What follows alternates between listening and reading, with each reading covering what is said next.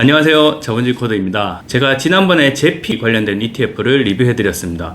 근데 거기에 댓글이 노노주님께서 이런 거를 달아주셨더라고요. 5년 이상 장기 보유 시 제피가 수익률이 좋나요? QYLD가 수익률이 좋나요? 댓글을 달아주셔서 QYLD 오늘 리뷰를 한번 해드리도록 하겠습니다. 제목은 상승장에서 매수하면 안되는 ETF라고 한번 붙여봤는데요. QYLD는 글로벌X가 운영하는 코브드콜 옵션을 활용한 배당 ETF입니다.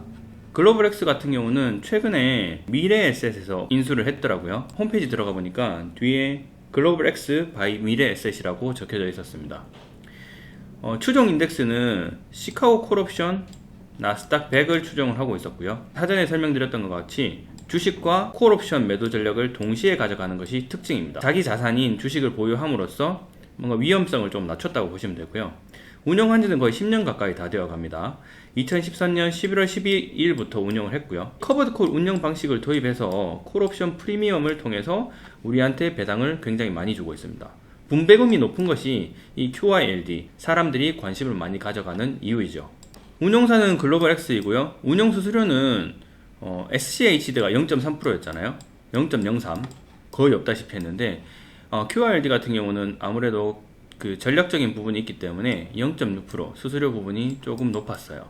보통 이제 레버리지 ETF라든지 다른 ETF들도 0.6% 다 이상씩 수수료를 받고 있더라고요.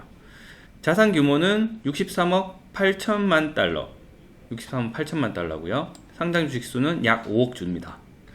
최근 12개월 배당 수익률을 홈페이지에 나와 있는 걸 조사를 해보니까 약 17% 정도 됐습니다.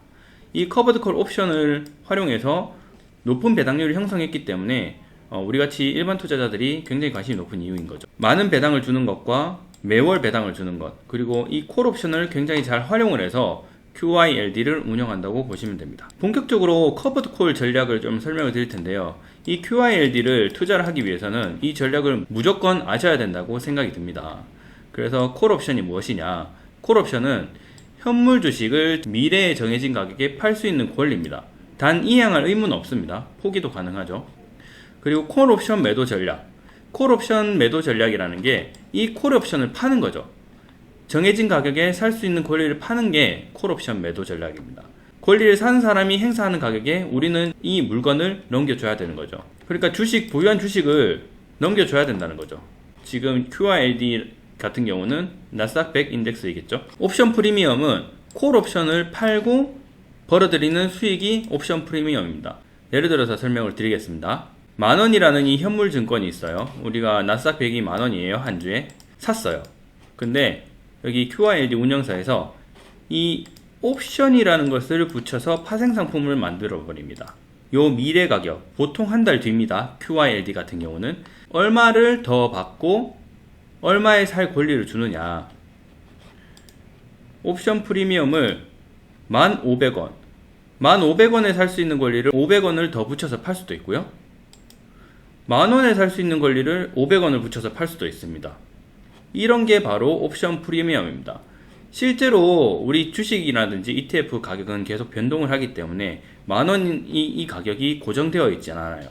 근데 한 달 뒤에 미래에 이 만원이라는 가격에서 우리가 살 수 있는 권리를 다른 사람한테 주는 거죠. 그 살 수 있는 권리의 가격이 500원 이 가격인 겁니다. 1,500원에 살 수 있는 권리를 500원 붙여서 1,500원에 파느냐, 만원에 살 수 있는 권리를 500원에 붙여서 1,500원에 파느냐, 이 차이인 거겠죠. 예를 들어서 시장 가격이 11,000원인 경우 미래에 1,500원이라는 가격에 살 수 있는 권리를 500원에 붙여서 팔았습니다. 그럼 시장 가격이 11,000원인 경우는 매도자는, 그러니까 ETF 운영자죠, 500원을 이익을 보는 거고요. 500원의 이익을 포기를 하는 거죠. 매수자는 요 500원을 투자를 해서 500원을 더 추가로 이익을 본 거예요.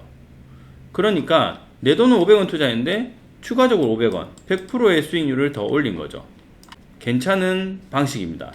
시장 예측이 가능하다면 말이죠. 우리 나스닥 100 인덱스 지수를 한번 보겠습니다. 2020년 6월 19일 날 18,000원이었어요. 요 18,000원. 2020년 6월 19일 날 18,000원이었는데 한 달 만기 옵션을 발행하는 QYLD에서 실물증권을 만원에 한 주를 구매를 했다고 칠게요. 그리고 다른 사람한테 콜옵션을 만원에 살 수 있는 권리를 주는 겁니다. 그 가격은 500원인 거죠. 그러면 일단은 QYLD 운용사인 글로벌X 같은 경우는 콜옵션 매도함으로써 1,500원을 벌어들이는 거죠. 실질적인 수익을 500원 올려버리는 겁니다. 한 달 뒤에 주가가 어떻게 될지는 아무도 모르지만 500원을 먼저 확정적으로 수익을 올려버리는 전략이 커버드 콜 옵션 전략입니다.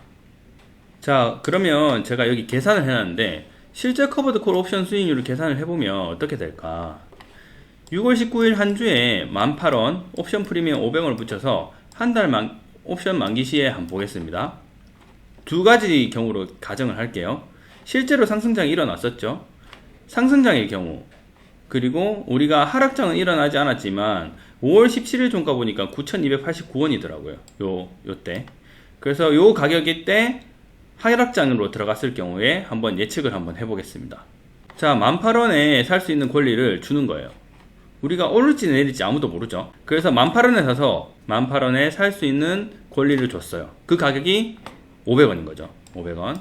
그러면 한 주를 투자했을 때 확정적으로 500원이라는 수익을 올릴 수 있는 거예요. 근데 보세요. 7월 17일 날 ETF 가격이 1,645원이었어요. 그러면 실제로 상승장이었을 경우에는 6.3%를 상승을 하게 되는데 우리의 최종 수익률은 5%밖에 안 된다라는 거죠. 1.3%는 내가 수익을 포기한 셈이 되는 겁니다. 그래서 이렇게 상승했을 경우에는 내가 벌어들일 수 있는 수익이 제한적입니다. 그래서 급격하게 이렇게 상승을 했을 때 우리가 코로나로 급락한 이후에 돈이 많이 풀려서 급격한 상승을 우리가 한번 겪었잖아요. 이때는 QYLD를 사시는 게 도움이 별로 안 된다라는 거죠. 하락장일 경우에는 5월 17일 종가 가격이 9,289원이었잖아요. 실제로 우리가 6월 19일에 투자를 했지만 주가가 9,298원이 되었다고 가정을 한번 해보는 거죠. 18,000원에 사서 9,298원으로 떨어졌기 때문에 옵션 실행을 하지 않겠죠. 하지만 우리는 확정적으로 500원이라는 수익을 올렸습니다. 그리고 ETF 수익, 이 수익은 마이너스 710원인 거죠. 18,000원에서 9,298원이 됐으니까 마이너스 710원. 실질적으로 9.29% 하락이 되었습니다. 하지만 우리가 옵션 수익금이 있기 때문에 최종 손실률은 마이너스 210원, 최종 수익률은 마이너스 2.1%가 된다는 거죠. 이해가 가시나요? 상승장과 하락장. 상승장에는 상승하는 것이 제한이 되어버리고 하락장에서는 하락하는 것도 제한을 합니다. 그래서 주가가 이렇게 놓을 때 우리가 투자를 하게 된다면 이 커버드 콜 옵션으로 수익률을 극대화할 수 있는 그런 방법이 되겠습니다. 그리고 완만한 상승장에서도 한 달 간격으로 완만하게 상승을 한다.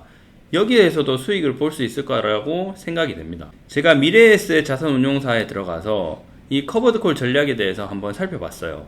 나스닥 100이 하락할 때, 나스닥 100이 횡보할 때, 나스닥 100이 상승할 때 커버드 콜 전략을 사용을 하면 옵션 프리미엄으로 손실을 축소하고요.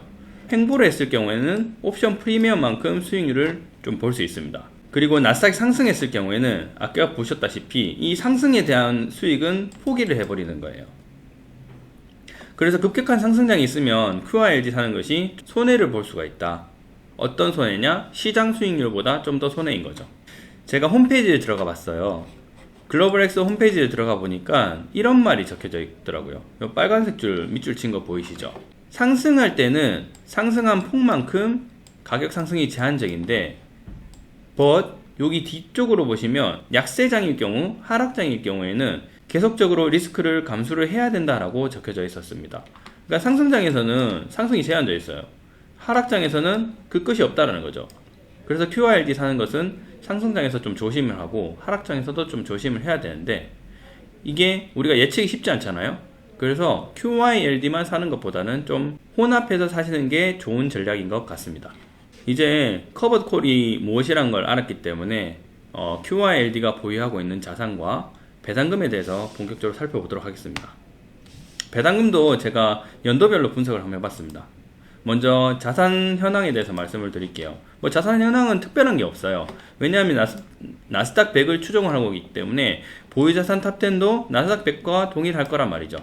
애플, 마이크로소프트, 아마존, 테슬라 그리고 구글, 엔비디아, 펩시 등등. 그리고 맨 밑에 보면 NDX US 11, 18, 22, C11050 이렇게 적혀져 있는 게 있는데 이게 콜옵션이에요. 나스닥 100을 추정하고 있는 인덱스를 22년 11월 18일 날 만기를 기준으로 팔겠다.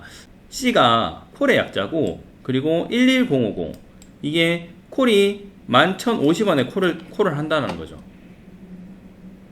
이렇게 이해하고 계시면 될 것 같습니다. 그 다음 배당 수익률을 한번 살펴볼 텐데요. 22년 아직 배당이 덜 끝났죠. 1월부터 10월까지 배당을 쭉 받았습니다. 11월, 12월이 남았는데 11월 예상 배당일은 11월 21일, 12월 29일 이렇게 2달 남았고요. 최근 12개월간 배당 수익률을 보게 된다면 16.65%입니다. 상장하고 나서 지금까지 배당 수익률을 보게 된다면 2014년부터 2022년까지 약 지금 8년 정도 배당을 계속 이어오고 있습니다. 주가가 높을 때도 낮을 때도 계속 배당이 좋은 모습을 좀 보여주고 있는데 9% 이상은 거의 주는 것 같고, 주가 그래프를 좀 보시면 14년에 26불까지 올라갔다가 지금은 16불입니다. 거의 10불 가까이 떨어졌어요. 여기서 한 번만 사시지는 않을 거예요.